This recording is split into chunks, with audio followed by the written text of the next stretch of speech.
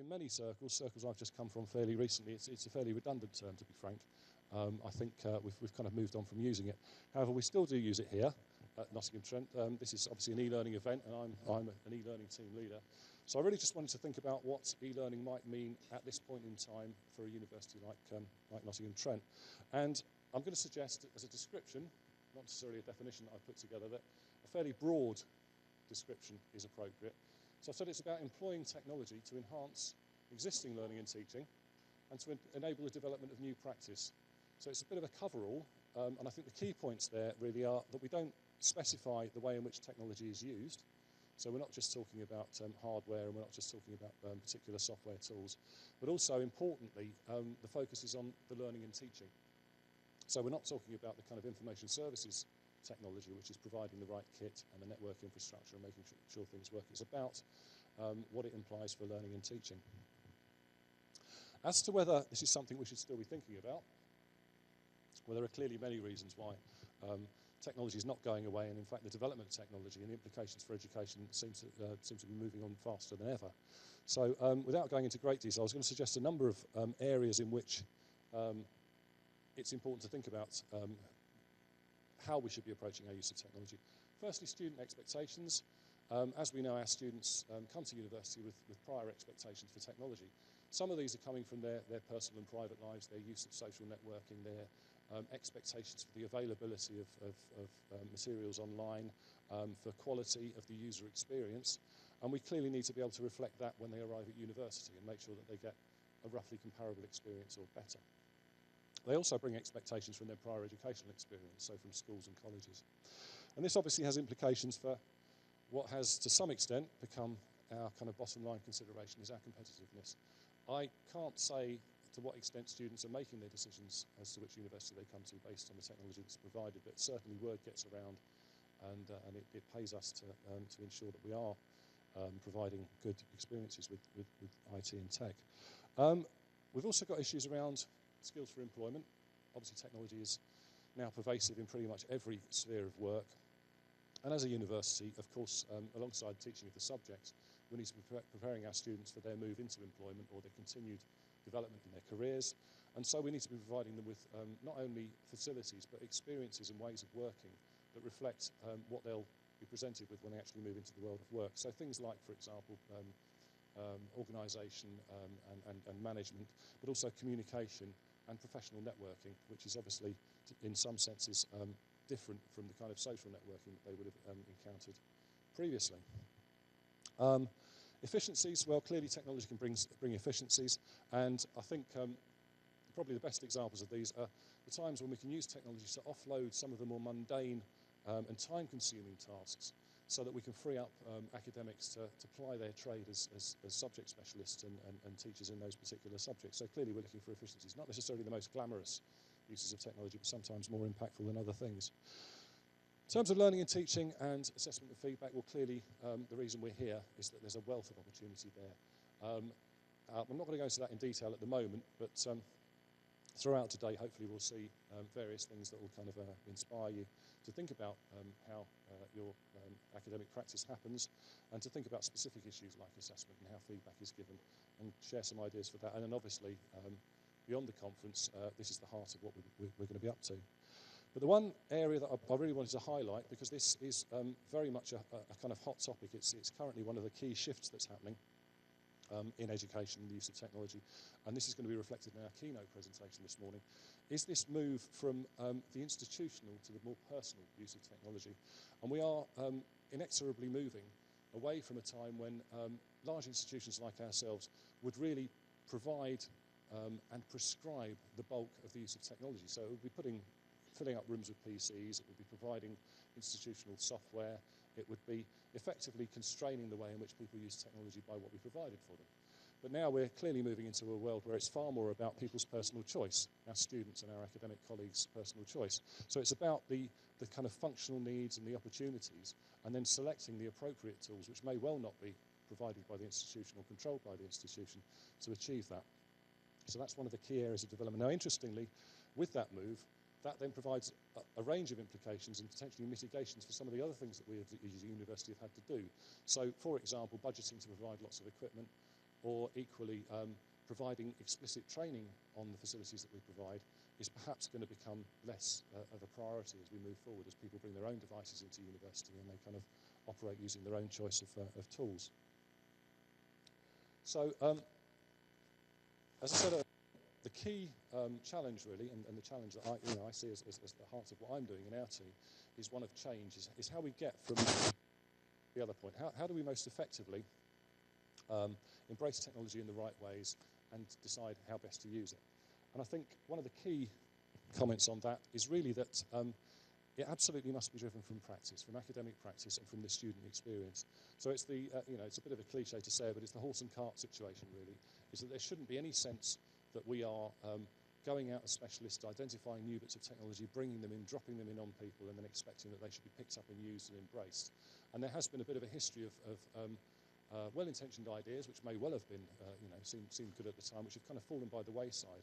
And perhaps, in some cases, that's because there hasn't been enough attention paid to the actual needs and opportunities in practice, and then using that to specify the particular technologies. I'm not going to sort of list names in the rogues gallery, but I'm sure you'll be aware of certain things that were kind of de rigueur or being talked about a lot over the past few years that we're not really hearing about anymore. So it's very important that we do that. As a professional support service, the way we're going to achieve that, and this is very important to us at the moment, is by engaging directly with our colleagues out there in the academy and with students as well. So one of the key concepts, if you like, that I wanted to kind of share was what we really want to do is to engage with people in a sort of development partnership, be a kind of development partner, in which we provide specialist insights, we provide time and resource to go away and develop and work up ideas. But fundamentally, it's about those kind of conversations. It's about working together to identify where the opportunities are, but also identify what the challenges are in bringing them in. And today's about that, but also following on from today, we're encouraging people to kind of make the most of us as a service and our fellow services, CPLD and IS in particular, and really just try and galvanise that kind of developmental approach. We're also aware, and I'm sure some of you will appreciate this, that we haven't been brilliant at aligning our support services. We've got some really good services available, and I know some of you have used various of those over time, particularly CPLD, IS and ourselves in this particular subject area. But it's not always easy to find out who you need to contact about anything in particular. And so we're working on that, and we're going to hopefully be bringing that together much more clearly for you. Another consideration in terms of change, and I think this is an important one to reflect on, is whether or not we can get the best change through the big initiatives, the big frameworks, the big strategic kind of plans, or whether it's better to go for smaller, quicker, easier wins that actually have an impact. And I think the answer is it's going to be a combination of both. But at the moment, for me, and I've come from a background of working in this kind of field for a lot of years, including working as an advisor to HE, where I've seen the greatest change overall, to be frank, is where it's been about those small things. It's been about getting out there, something practical that can be easily adopted, that's clearly a good idea, that people take on, they find they're still using it sometime later, as opposed to the big stuff where perhaps you attend some workshops and kind of, whether or not it sticks. The big stuff is very important because it provides us our framework, it provides the view of the extent of what we're trying to achieve. It also tends to provide the evidence base and the validation, so we're not dismissing that for a second. But for us as a team, the e-learning team, our focus at the moment, for the foreseeable, is going to be on those smaller wins. So in terms of what we're going to do today, we're going to try and reflect some of those things in our conference. Slightly different approach to last year. If any of you came along to last year's was more of a standard academic conference format with submissions of papers and presentations. This time around, we want to make it more practical, more hands-on. So we've got a series of sessions lined up that we've kind of put together because they're largely about practical ideas, about things that hopefully you can see clear benefits in, that are easy to adopt. And importantly, lots of opportunity to try things hands-on. So a number of the sessions will be showing you things directly, and then there's opportunities afterwards to go and sit down in the IT facilities in the basement and actually have a go at these things.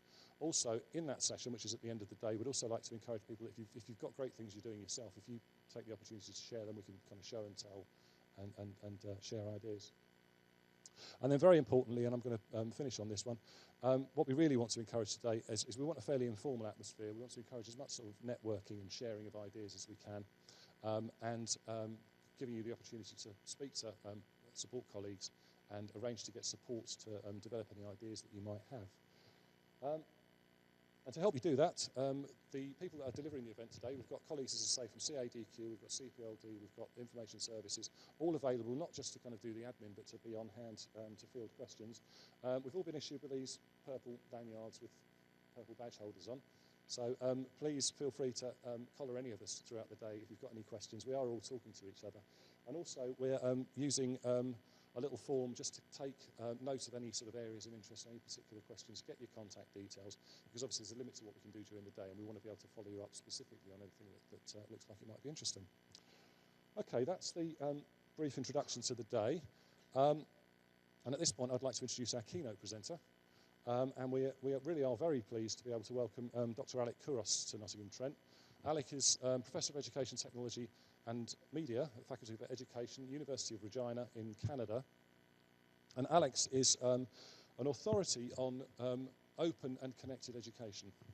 And the reason we've invited Alex is that point I was making about the shift away from institutionally controlled, prescribed activity into this world where people are far more networks, they've got social presences, they've got professional presences, and the way that all of those kind of tools for communication, all of the things that exist out there in the cloud and not in the institution, have implications for how our students engage with their educational experience, and also importantly implications for how we as a university accommodate those.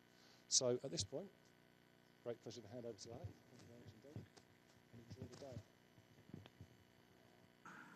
Can you hear me okay? Oh, very good. Very well then. How's that? Better? Okay, sounds good.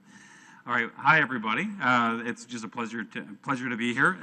Partly because of the weather. It was -20 where I came from, so if you're complaining about the weather today, we have it a little bit tough for where I'm from, but not so bad. It's beautiful. It feels actually quite beautiful today. Again, I'm going to talk about open and connected learning. There is a hashtag. EL13NTU, so you may want to take that down. Now, I've already started getting people from the outside, people beyond this room, to start participating in that hashtag. And I think that's one of the great things about open and connected learning is you don't necessarily limit your learning to the people in a particular room. And so I hope that you actually take out your phones, you can have them on. If you feel free to engage, connect, interact, be a bit of a back channel. Is it still a bit loud? Or I feel a bit of an echo. Is that okay? It's okay? Okay. And so I just want to make sure that you are connected in a different way. So again, EL13NTU. A little bit about me. As I mentioned, I'm a professor of educational technology and media. This is my, when I was much younger, I was much happier back then or something. I don't know. I have like green behind me and I don't know, I was in a tropical area. I'm not sure what I'm thinking about at that particular moment, but I haven't changed that, I think, since I came to the university now 13 years ago. I've been working in particular instructional development. I work with my colleagues to help them be more connected and certainly use technology in different ways. This is where I'm from, up there in Regina, Saskatchewan, so somewhere right smack dab in the middle where it seems to be quite cold at times. But when it comes down to what I actually do and how to find me on the internet, I'm actually using, for the most part, an about.me page. And this is a page that a lot of my students use, a tool. You can just go to about.me, and it basically allows you to declare yourself online. So this is where you can find me on Twitter and Facebook and LinkedIn and Flickr and YouTube and WordPress and Google Plus and Instagram and even Foursquare. And a couple of other ones that I haven't mentioned. Now, I don't expect faculty members to use all those or even know what those are, but I'm amazed because I also work with K-12 students. And I'll go into a classroom of grade 3 students, and they know every one of these icons. They know exactly what, they may not have the accounts, although we're looking at now the age of social media maturity, which is the time students move away from Club Penguin to a Facebook account to a real social networking account, is about 11 years of age. 2 years before you're actually legally allowed to, using the American Child Online Privacy Protection Act. So it's interesting how young and how early students are actually getting connected with social networking services. So for the pre-service teachers that I teach, we use this to kind of declare yourself online to to let them know that there's an integrity that's necessary across all of these different spaces, that I'm the same person on Facebook that I am on Twitter, that I am on LinkedIn, and so on. And it's quite good for their own identities. As faculty members, I think it's important to know, and by the way, I'm auto tweeting, so when I get to a particular slide, like right now I've actually tweeted out an article. So if you're following the hashtag, again, EL13NTU, you'll see this article. You can read the article. This is from Greenhow, Robillia, and Hughes from MSU. Web 2.0 tools exist that might allow academics to reflect and reimagine what they do as scholars. Such tools might positively affect, even transform research, teaching, and service responsibilities. But this is the important part. Only if scholars choose to build serious academic lives online, presenting semi-public selves and becoming invested in and connected to the work of their peers and students. So there's been this push in the last few years, certainly for more and more scholars to get online, to share their work openly. There's been some studies that talk about the raised credibility of instructors who use Twitter to actually provide some personal tweets. Students tend to think that you are more human. It's sort of like that dilemma. I remember when I used to teach in K-12 school, a student would see me outside of the school and look at me like, you shop, you eat food, you know, it was really kind of interesting. You're human, you have needs like all of us other humans, and it's really quite interesting. One of the big things that I'm involved in is developing open courses. So these are courses that are available to anyone, including massive open online courses. And because I've been doing this for quite a while, I was once called a techno-communist because I tend to give my courses away. So in reply to the crack on being a techno-communist, I created this short attack ad on myself. Alec Couros says he's an educator, but has his open doctrine gone too far? In 2008, he facilitated an open online course and made it accessible to the world. Anyone was able to attend. Anyone. And a component of the course relied on students developing their own resources. Their own resources? Is that what they pay for? And what do they know? They're just students. Alec used almost exclusively freely available tools in his course, just like they used back in Soviet Russia. It has even been suggested that Alec Couros may in fact be a Canadian. Alec Couros, don't you think it's time you explained your open doctrine? All right. So it's always nice to be able to use a little bit of media for a quick and snarky response. Change. We've obviously been through a lot of change in the last few years. I remember the way we were. This is actually my grade 1 or grade 2 picture. And I looked back through all of my photographs as a kid, and I'm always beside the teacher. I'm not sure if my parents made me do that or not, but I was that kid, basically. And I remember the big change when I turned in as a grade 8 student. This was actually the Apple IIc. Some of you might remember it. This was my first computer experience. And the Apple IIc, by the way, was supposed to be compact. The C stood for compact. This changed my life in terms of being able to think differently. It was, to me, programming and tinkering with this particular thing had a huge effect on who I am today. But even back then, you think about the apps. Like, this was the killer app back then, Print Shop, being able to print things on the walls. I remember the banners on a perforated paper and that sort of thing. And then the 90s came, when we had these big problems, either the 90s problems meme, if you haven't seen it before, the hardships that we had to endure when we were jogging or getting on the internet and having to, wait for that important call or waiting for photographs to download, for instance, right? And I remember, thinking about how things are differently today. And most of you have seen Maslow's work here, but they've done a quick revision. I don't know if you've seen this recently, but it's quite true. And if you think about how things have changed quite dramatically in terms of how we didn't even need Wi-Fi. Apple IIc, for instance, had no internet connectivity, and what that's actually changed for us. In fact, in 2009, the United Nations actually declared internet access a human right, which I think really does change things in terms of how we actually have access to freedom and voice and speech and so on. Now, our current context, and if you don't know, recently, Blockbuster in the US actually shut down their last 200 stores. And I love this sort of LOL, Netflix on the snow here. The last video that I was actually, this was just actually rented in Hawaii when the last store closed, was actually "This Is the End," which I thought was quite fitting. And there's the actual photographs of the last people to actually to rent from, and how different everything's changed since Napster and Netflix and so on. And I think this video really illustrates how quickly things have changed.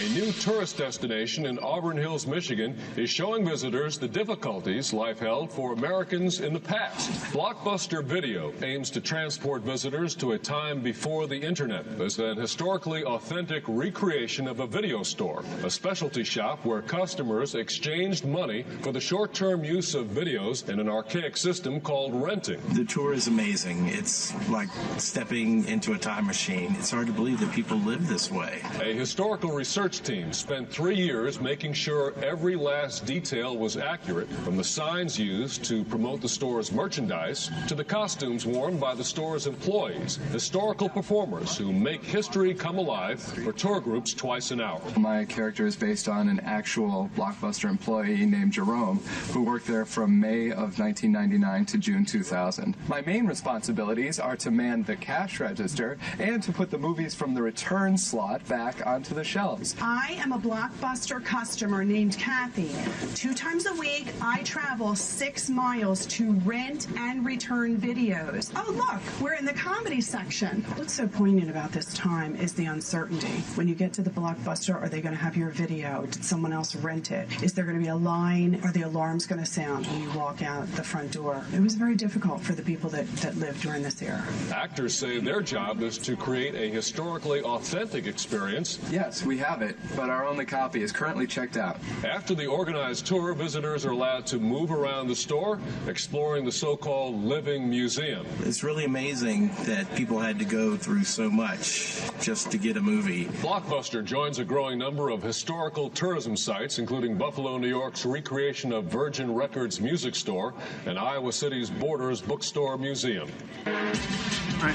So in terms of media and how quickly things have changed, I think that a lot of this is illustrated. This idea of moving atoms versus bits, trucks of boxes with CDs versus moving information over wires or glass. Scarcity to abundance, this idea that there was only so many of these boxes, and if that particular piece was gone, then it's gone.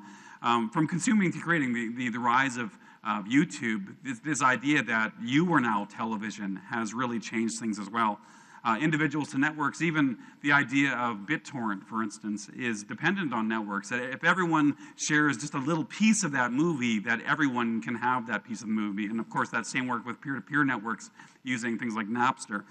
And I think the biggest thing, the standardization to personalization, it's interesting because I'm not sure how many people use Netflix. How many people would normally? So when I use Netflix, it tells me what movies I probably would like, depending on my past preferences, but I share it with my 3-year-old, so sometimes it kind of messes up things a bit. But down the road, whether you look at iPads, for instance, they're very personalized devices. Most media services now are betting on your particular preferences to change the experience specifically for you, and that's the nature of new media. So I guess one of the questions that we've been asking is which information-based practices in teaching and learning environments are based on previous limitations and understandings of media and technology? How many of the things have we done in the past that have been dependent upon these types of arrangements, that one person could sit in the front, and the most efficient way to transfer knowledge is for me to sit and talk to this many people. So thinking about that and how technology has recently changed, if we had the technologies today that existed at the beginning of sort of the industrial learning era, how might it look different today in terms of flipped classrooms, the technologies, personal technologies in our hands, and so on. So things have certainly changed. And by the way, these slides are available for anyone later. So if you are taking notes, of course, people are taking photographs, which is great as well. But I'll make them available to everyone. So the 3 big things in terms of changes are tools, content, and networks. Now, if we look at tools, we often think about this being one of the most disconnected generations in the world. I wouldn't probably want my daughters to be, connected in this particular way or disconnected in this particular way. This one just looks like the descent of mankind. This one scares me because I think it's become a real big issue. Texting and driving, of course, there's a lot of laws to indicate that. This is our new grace, I believe, at the supper table now. The Instagramming of our food as we pay, blessings to it. Love in the digital age, of course. And I love the teacher behind them, which is really kind of interesting too. But I mean, everyone's doing the selfie. Selfie was the word of the year this particular year. The Pope's doing the selfie. Yesterday, Obama was doing a selfie with your Prime Minister as well, and Danish Prime Minister, I believe. And we often talk about how disconnected we are, of course, but it's also interesting to see in a photograph like this how many different devices are using. And this is really showing the rise of BYOD, that people can use a number of different devices to access the same information, but also to create information based on whatever incidents. And often when we see, that we're so disconnected and we're so antisocial, I like looking at photographs like this and thinking that this is not something that just happened yesterday. There is something to this that we've been, reading under a tree is inherently an antisocial sort of activity, depending on whether or not you consider, connecting with someone else's literature to be social. I mean, there's something to be said about connecting to great authors. McLuhan said in the 1960s, we shape our tools and then our tools shape us. And this is something that we really have to pay attention to, this idea that media shapes us, shapes who we are, shapes our social interactions in a big way. Now, if you look at the new Web 2.0 tools, many of these I use in my classroom. You don't have to know them all, that's fine. Grade 3s would probably know the majority of these tools. But these are tools I use to connect to my students. But one of the biggest things that we work on is how do we actually take these tools and not just simply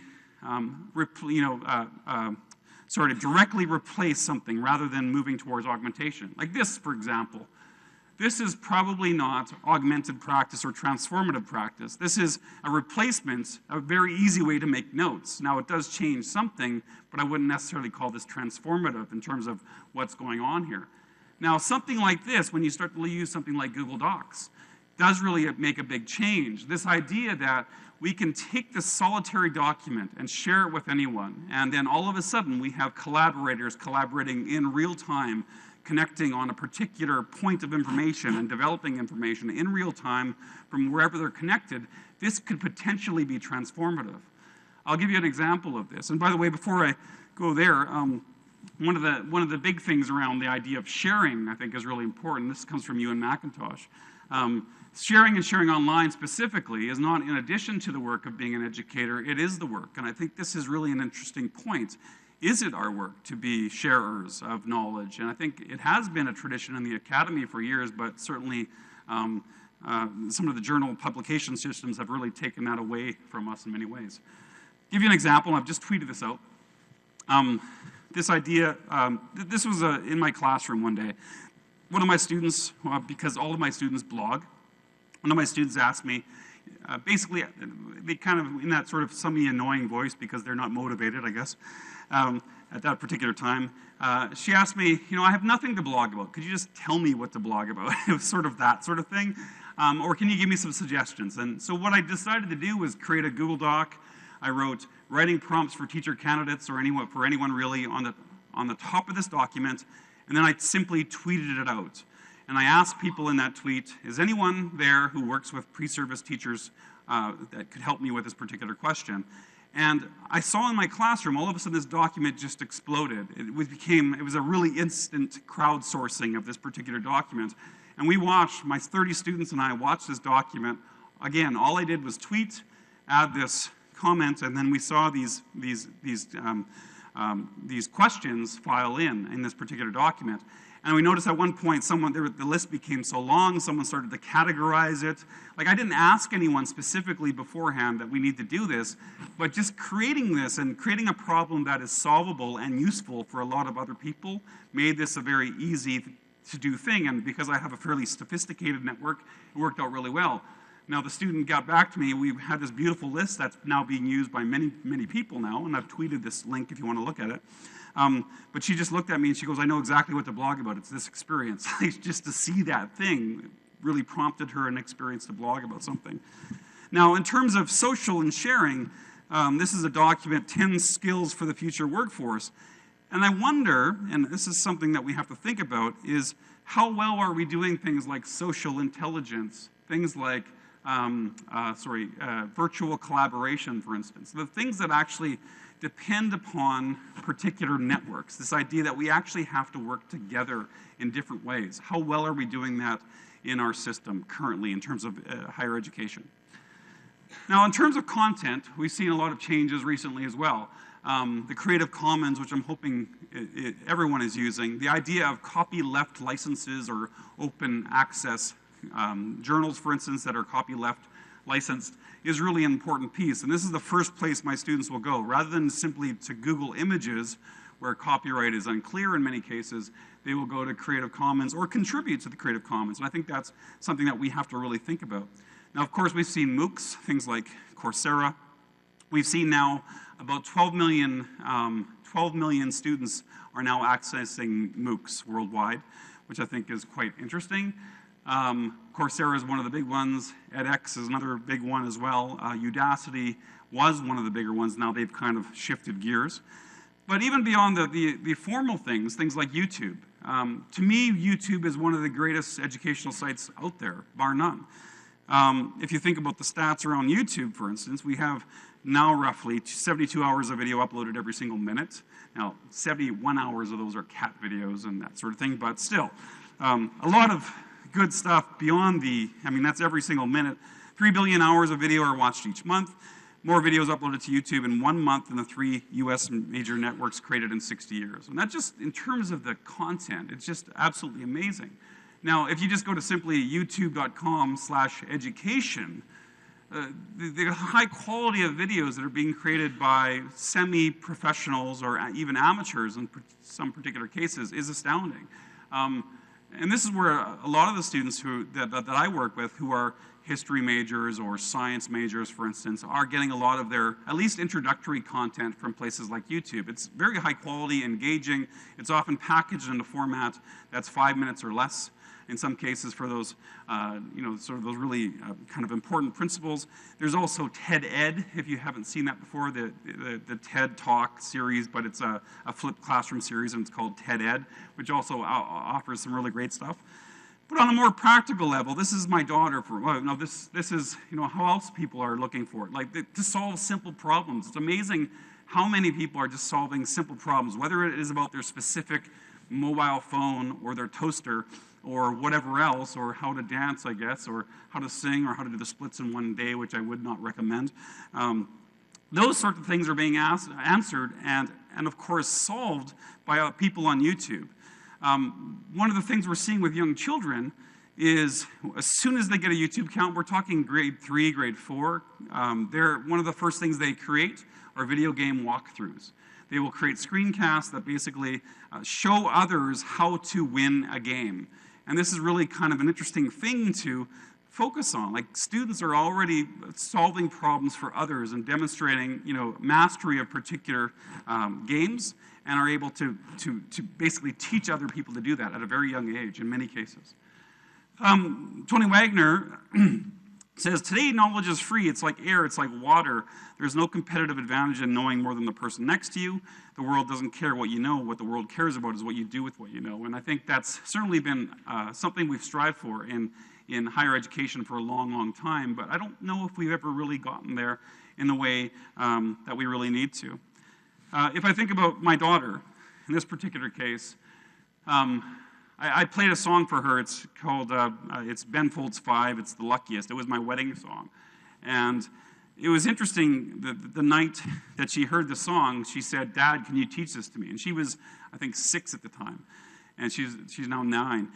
She said, can you teach this to me? And I said, well, I'll do it tomorrow. I just don't have time to do it tonight, but after I'm done my project to do it, we'll do it tomorrow.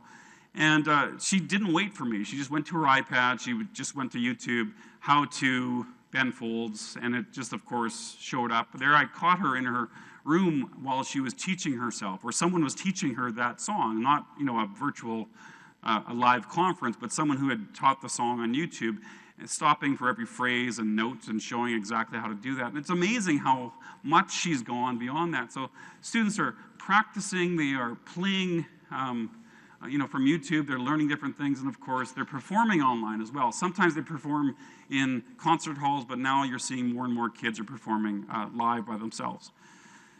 Now, informal learning, this is from George Siemens' theory on connectivism. Informal learning is a significant aspect of our learning experience.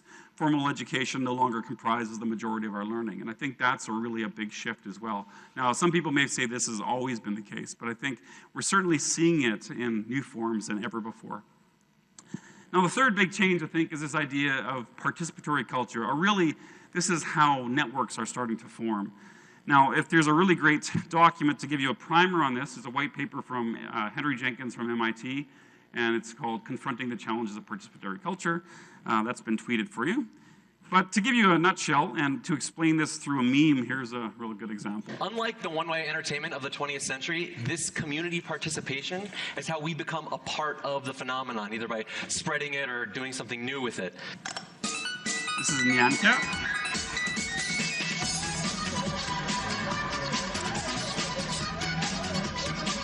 So, Nyan Cat is a looped animation with loop music. It's this, just like this. It's been viewed nearly 50 million times this year. And if you think that that is weird, you should know that there is a 3-hour version of this that's been viewed 4 million times. Even cats were watching this video. Cats were watching other cats watch this video.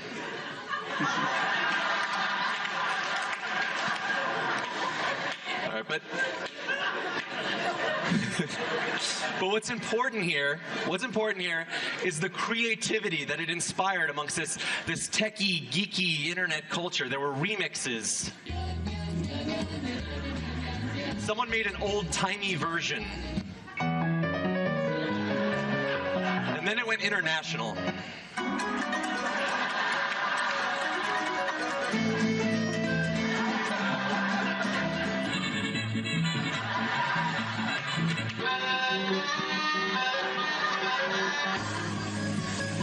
An entire remix community sprouted up that brought it from being just a stupid joke to something that we could all actually be a part of.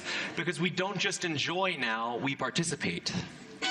And I think that's a really big point in terms of how we actually participate a bit differently. So one of the questions we ask, again, in this environment, I think it was somewhat mentioned at the beginning today, how do we capture the spirit of open network and participatory communities in our learning environments? How do we take some of that passion that kids have, especially around remixing and developing new forms of similar memes in our learning environment? So that's where we kind of move to this idea of open and connected learning. And we've come from this sort of past of mind your own business learning. And I think we still there in many ways, that our learning has, our success as a learner has no relevance to any of our colleagues. We will create group work and group work assessments and that sort of thing, but ultimately we're ranked and sorted as individuals. And I think that's really a detriment to how we could actually learn or the potential of our learning. So, we've come from this Cartesian view of learning. I think, therefore I am, knowledge is substance, and pedagogy is as knowledge transfer to this idea of the social view of learning, which has been around since the 60s, but I think for the first time we're starting to see that the possibility for social learning, that understanding is socially constructed. We participate, therefore we are.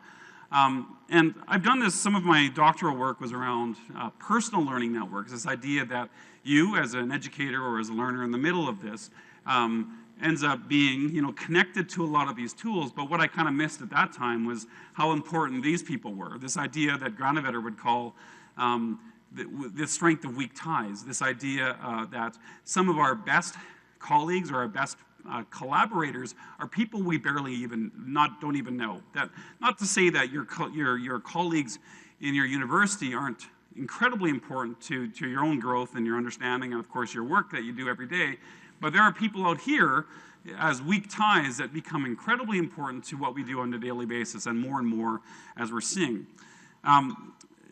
in this book, The New Culture of Learning by Brown and Douglas, they say the new culture of learning actually comprises two elements. The first is a massive information network that provides almost unlimited resources to learn about everything. That would be the internet in many ways. The second is a bounded and structured environment that allows unlimited agency to build and experiment with things that within those boundaries.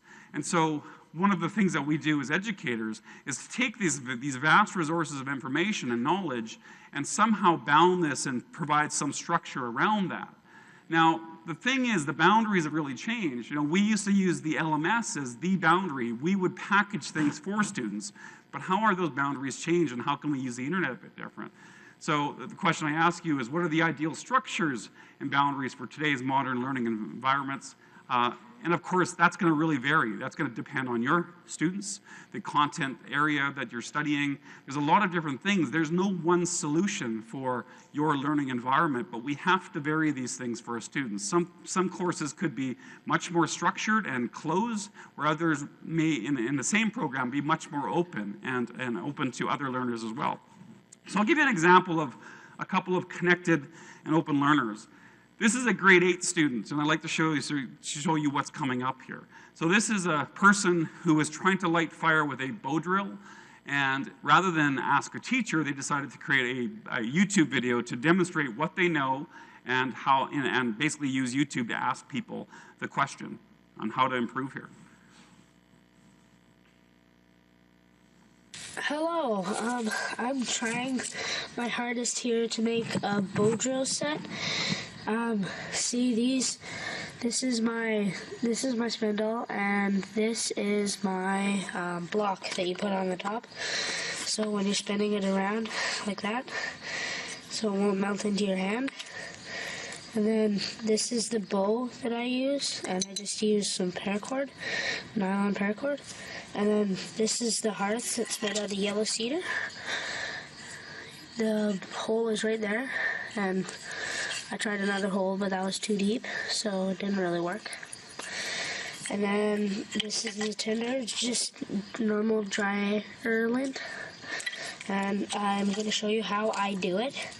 And I'm doing it wrong. I know I am. And please comment down below so you can teach me how to do it, okay? So this is a kid outside of school. So they're doing their homework with YouTube, basically, which I think is really neat. And for this kid to get 15,000 plus hits, that's actually really hard to get. It's hard to get that many hits unless you've done something really stupid or really, really good on YouTube for the most part. And he tags it appropriately. He uses tags because hashtags, although we don't think it as a literacy, it's important not only to find information, but to have our information found. To get this particular video to the people that he wanted to see it, which is really quite important. So he gets really good comments. Like the first one is, I'm sitting here with my 4 friends and we all bow drill. Like I don't know one person in the entire world that bow drills. This kid was able to find 4 in a YouTube comment. And the comments were quite creative and practical, and they directed, you know, rather than some of the horrible things we see on YouTube, they helped him solve this problem, which I think is really important. And so that's really important to get a sense of how, you know, and this kid is not showing his identity. So, I mean, for his age, that's appropriate, I think. But he's able to show in a perfect learning moment, this is what I know about a problem, and I'm asking you to help me. And rather than asking a teacher, you're asking many people. Now, had you put this question in a learning management system with a captive audience of 30 or 150 university students, there may not be one person that knows the answer to that question. Extend it to YouTube, and all of a sudden you have a lot more people that are able and willing to answer that question. And I think that's a really big difference. Now, this is another kid. He's a college-age student. He wanted to learn how to dance. And this is actually something he did over an 18-month period. My life be like. So this is him. I'll see if I can scroll through a little bit. My life be like. And so at the beginning of these videos, a series of videos, he doesn't dance very well. And I'm not a dancer, so I don't know if this is, but I can tell that's not very good. But if I scroll through it, you can actually see he goes from not knowing at all, and then practicing at home. And I think one of the things mentioned, this idea of YouTube for things like feedback or e-learning as a way of giving feedback and assessment. This is something that by posting these videos online, he was able to get feedback and assessment from an authentic dance community that are helping him teach this. And so he went from a novice to, we can't spell very well yet at that point, but he can dance a lot better. So from this time, he went from a novice to the point where he was actually teaching and learning with others and performing in public. And I think that was really neat. Now, I actually messaged this guy, and his name was like the Russian Tiger on YouTube, so it was a bit awkward, but so, dear the Russian Tiger, I'm a professor from, anyway, and he called YouTube his main teacher, and that should like scare all of you because, we don't want to be replaced by YouTube in that sense, but we're not going to be. I think what's interesting about this is he says, to answer your question, I did use YouTube to learn how to dance. I consider it my main teacher. 10 years ago, street dance was very exclusive, especially rare dances like popping, the one I teach and do. You either had to learn it from a friend or knew it or get VHS tapes, which were hard to get. Now with YouTube, anyone, anywhere in the world can learn previously exclusive dance styles.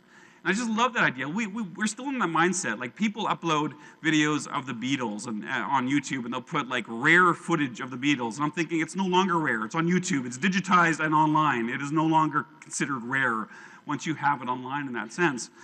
I won't show this particular one, but I'll give you an example. So what pedagogy can we derive from this? One of the things that we've been doing in my class is something called the Learning Project. We tag it on we hashtag it on Twitter, the Learning Project, like this. And basically what happens is students are tasked to learn something that is difficult, something that they think is worth learning, and something that they have to be able to document online. So they choose a task, a set of knowledge, skills. Sometimes it happens to do with music or arts. Sometimes it's more of a sort of a subject area related, history project or something like that. And they have to document how they're learning this. And this includes not only simply face-to-face learning, but also online learning sources. So they kind of create the story of the making of, right? Basically, this is how I learned something. And they document this throughout. Now, one of my colleagues that I work with, and this is a great story of what he did, because he also wants to model this for his students. He's basically saying, if I sign this to students, I want to make sure that I can do it myself.